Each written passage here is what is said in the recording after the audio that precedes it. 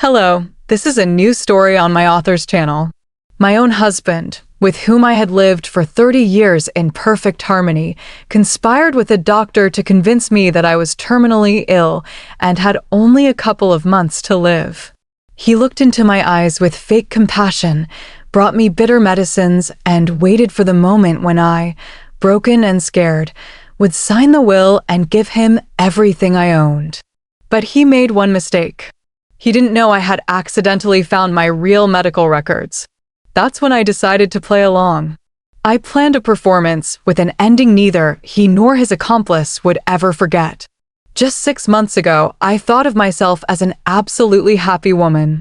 At 52, I had everything anyone could dream of: a loving spouse, an adult daughter in university, and a cozy 3-room apartment in the city center inherited from my parents. I also had my life's work, a small bookshop passed down from my father. It wasn't just a job, it was my haven, my fortress. He worked as an engineer at a design bureau, but always said his salary was more like pocket money and that we mostly lived thanks to my little bookstore kingdom. I never paid much attention to those words. After all, everything in a family is shared. How wrong I was. It all began with mild discomfort. I started feeling dizzy from time to time, weak, with a constant fog in my head. I blamed it on fatigue and age, but suddenly he became unusually concerned. "You need to see a doctor," he'd say, furrowing his brows. He mentioned a great specialist, someone who had helped his boss recover. I tried to shrug it off, but he insisted. He booked the appointment himself and even accompanied me. The doctor, an older man with graying hair and seemingly kind eyes, made a very favorable impression. He listened carefully, ordered a ton of tests, ultrasound, MRI, everything possible. A week later, we were back in his office. The doctor flipped through the papers, sighed heavily, and looked at me over his glasses. "The news is bad," he said in a low, sympathetic voice. "You have a rare, aggressive condition that is progressing. Unfortunately, medicine can't help."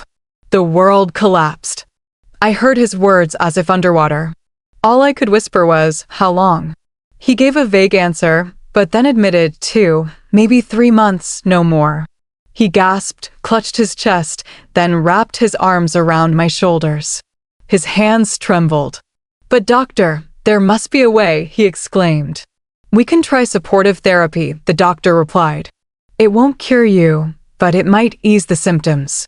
I sat like stone, unable to believe what I was hearing. My stable, predictable life had just been sentenced to death.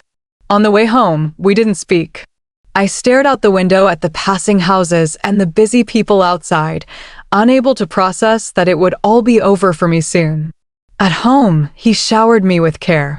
Herbal teas, homemade dinners, not letting me lift a finger. We agreed not to tell our daughter anything so as not to distract her from her exams. Every day, he brought pills prescribed by the doctor.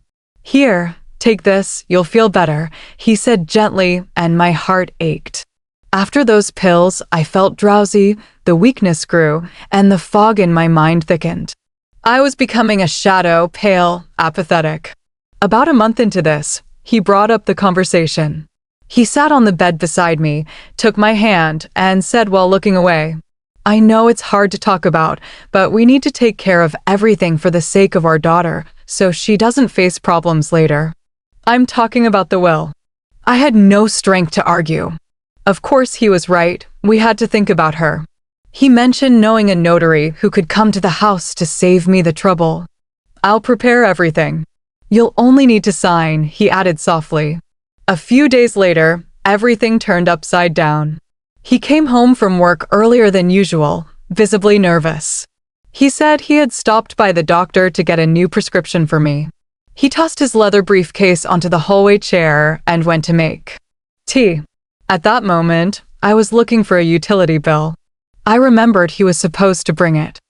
I opened the briefcase, thinking it might be there. The bill wasn't, but on top lay a thin folder with my name on it.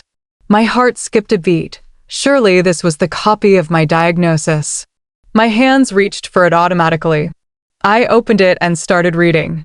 These were the results of all the tests I'd taken. Line by line, the fog in my head cleared, replaced by icy terror. Hemoglobin, normal. ESR, normal. Blood chemistry, perfect. MRI, no abnormalities. I reread it again and again. According to these papers, I was completely healthy. At the bottom, a sticky note was attached. I recognized the doctor's handwriting. This is the original. As agreed, keep the copy with the altered data. I sat on the hallway floor, gripping the folder, unable to breathe. It was all a monstrous lie. My husband, this doctor, they had conspired. The pills were probably some heavy sedatives to make me feel sick and weak. His care, his tears, his concern, it was all an act, a performance for one audience, me. They weren't waiting for my death. They were engineering it, step by step, to take my apartment, my store. Tears poured from my eyes, not tears of grief, but rage. Something died in me in that moment, my love, my trust. But something else was born, cold, ringing resolve. I quickly put the folder back in the briefcase, as if I'd seen nothing. I wiped my tears and stood up. If they wanted a performance, they would get one. I would play along. I would become the most obedient, fading woman in the world. I would sign everything they wanted. And then, they would both pay for every tear. Their game had only just begun. From that day on, my life became a one-woman theater. I became a better actress than any screen star, because the stakes in this performance were my life and my future. Each morning, I struggled to get out of bed, complaining of weakness and dizziness.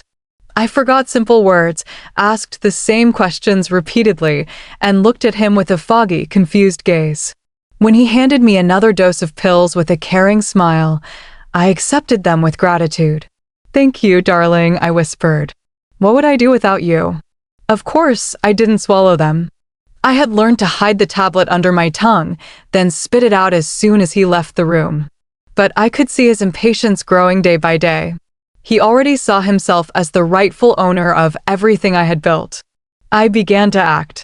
Using the excuse that I wanted to sort through my father's old documents at the shop one last time, I went there. My loyal employee, a sharp-minded older woman, greeted me with concern. "You don't look well." He called earlier and asked that you don't overexert yourself. I gave a bitter smile. "I need your help," I said quietly, making sure we were alone. "Just promise me no living soul will hear of this." I didn't tell her everything, but I asked her to find the most skilled and aggressive criminal lawyer in the city, not a divorce lawyer, but someone experienced in fraud and criminal law. She gave me a long, understanding look and nodded. Our daughter came home for the weekend. Seeing me pale and weak, she burst into tears. "Why didn't you tell me anything, Mom?" He hugged her, full of performative grief. "We didn't want to upset you. Things aren't going well with her health."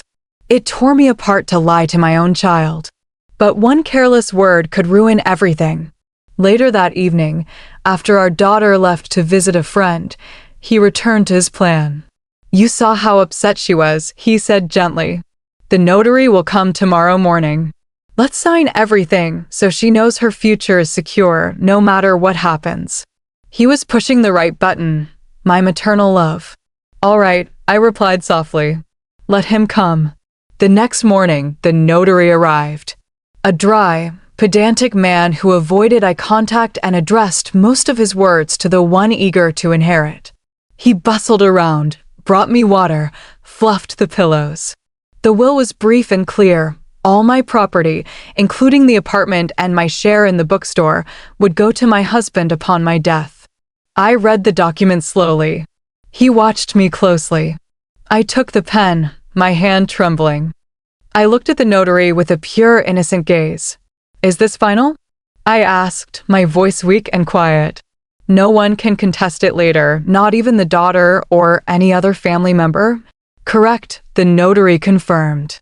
"Your will, expressed in front of a witness and certified by me, holds the highest legal power." "All right," I whispered, and slowly signed my name in shaky handwriting. He barely concealed his exhale. The performance was a success. After the will was signed, he relaxed. He stopped pretending. He still brought me pills, but the fake tenderness was gone, replaced by barely disguised impatience. And that overconfidence was where he slipped up.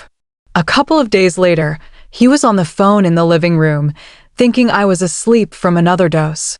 But I wasn't. I lay in bed, and beneath the tissue on my nightstand was my phone, recording everything. I had deliberately left the door ajar. Yes, everything went smoothly. I heard his cheerful voice.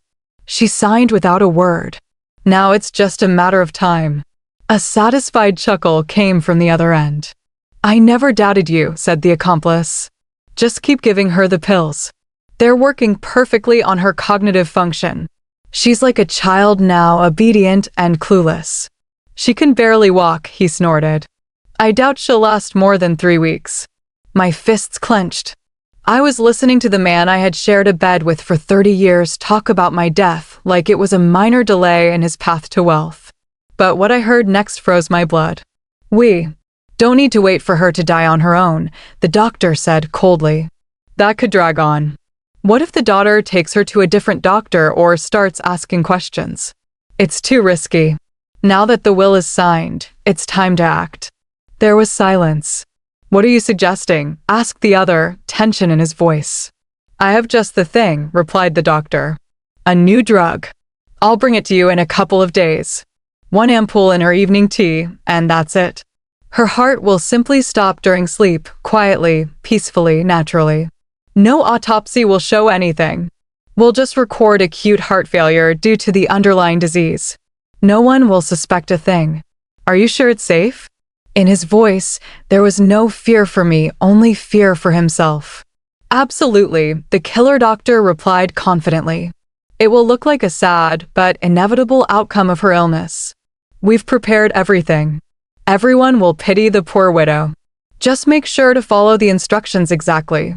They talked a bit more about the details, then he said goodbye and hung up. I lay still, holding my breath, afraid to give myself away. So this was their plan from the start, not just to deceive, not just to steal, but to kill. Cold and calculated. My loving husband planned to poison my tea and watch me die. My act of being a weak, sick woman suddenly stopped being an act. It became a survival race. I had only a few days left, not just to punish them, but to stay alive. I stopped the recording on my phone. That evidence was more than enough. I slowly got out of bed. The weakness vanished, replaced by icy, ringing rage. They wanted me to die quietly in my sleep. Well, they were about to have a very loud awakening, and they wouldn't like it one bit. The recording became my main trump card. The lawyer found by my trusted employee was exactly who I needed. A man around 40, with a sharp, piercing gaze. He listened to my story silently, never interrupting. Then he asked to hear the recording.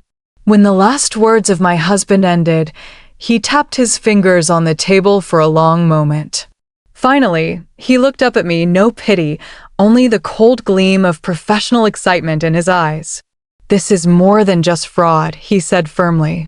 It's preparation for premeditated murder by conspiracy.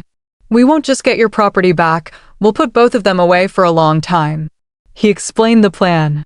Just going to the police with the recording was risky. He could claim it was a stupid joke, that he was playing along with a crazy doctor, that he'd never do such a thing. We needed to catch him on something personal.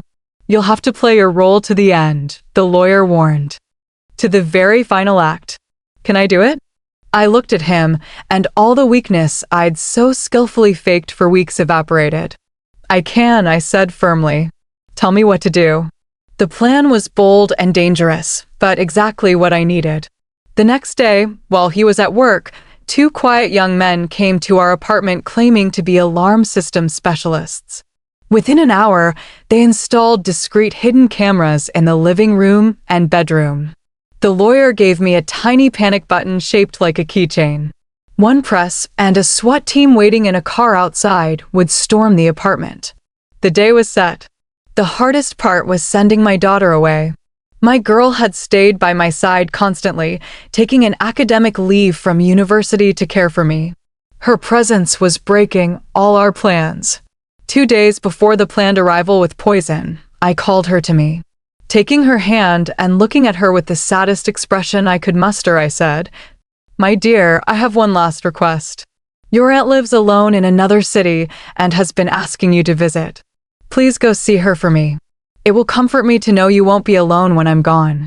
She cried, refusing to leave. "I won't leave you, Mom," she repeated. I took the last measure. "This is my last will," I said firmly. "If you love me, you will do this. I want you to remember me as I am not." I didn't finish, coughing dramatically. He, standing in the doorway, watched approvingly. He even helped convince her and bought her a train ticket for the morning. When I saw my daughter off at the station, my heart broke. I hugged her and whispered, "Forgive me, dear.